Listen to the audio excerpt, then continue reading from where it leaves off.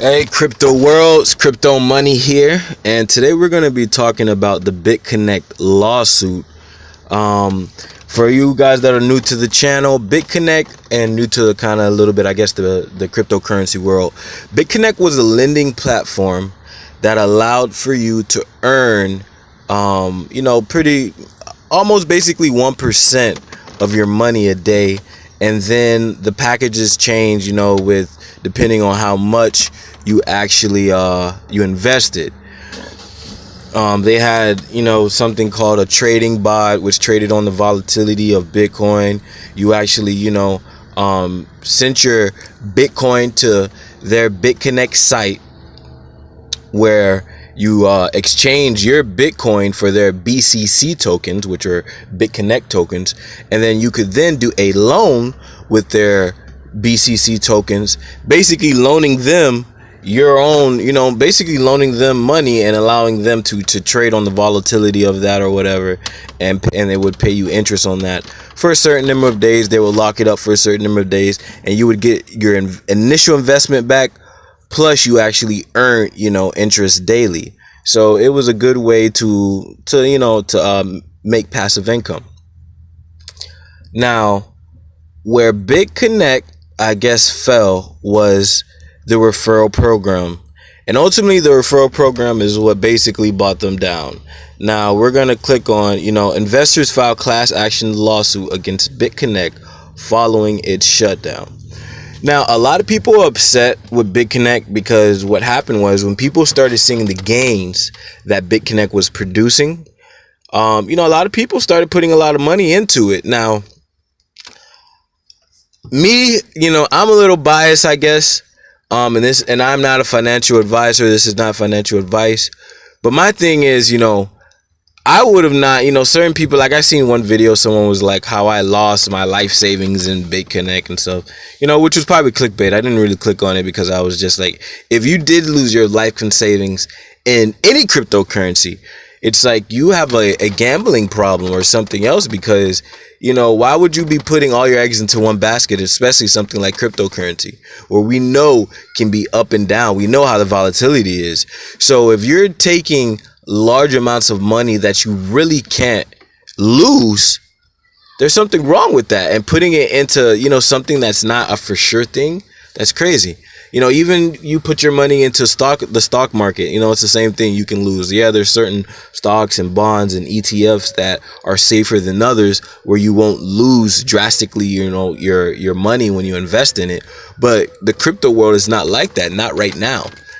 Former Bitconnect investors have filed a class action lawsuit Wednesday, January 24th, seeking compensation from the company that was found out to be a Ponzi scheme and has shut down on January 17th. I apologize. The class action complaint states that Bitconnect issued cryptocurrency tokens that were actually unregistered securities and collect additional funds via a wide-ranging Ponzi scheme. The complaint has been filed by 6 individuals on their behalf, as well as that of all other persons who have lost their money by investing into Bitconnect. The 6 plaintiffs stated that their personal losses amounted to $771,000. And then I'm guessing these are the names of the plaintiffs. It is alleged that Bitconnect guaranteed a 40% monthly return and is promised to generate by trading the investors' funds on the cryptocurrency market.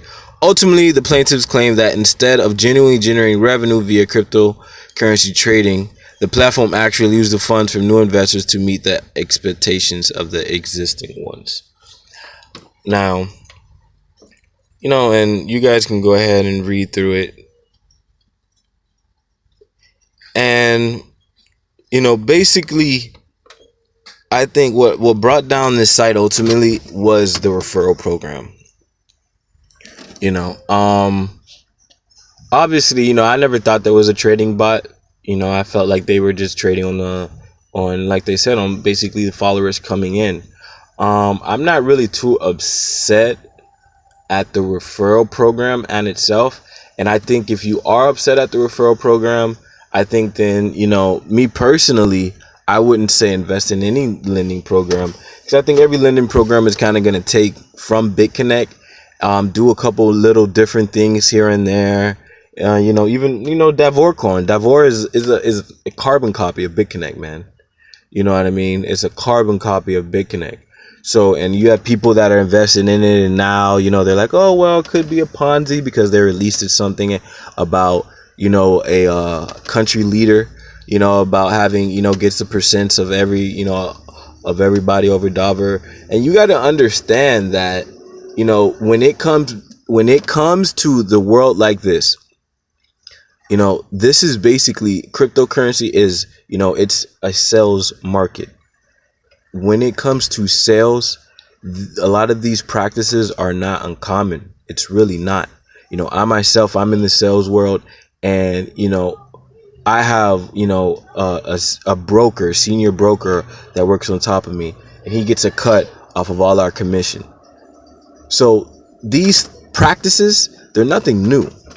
You know what I mean? Now, how they may go about them and how they may acquire, paying people out, some of those things might be wrong. It might be in a gray area, but these practices are nothing new.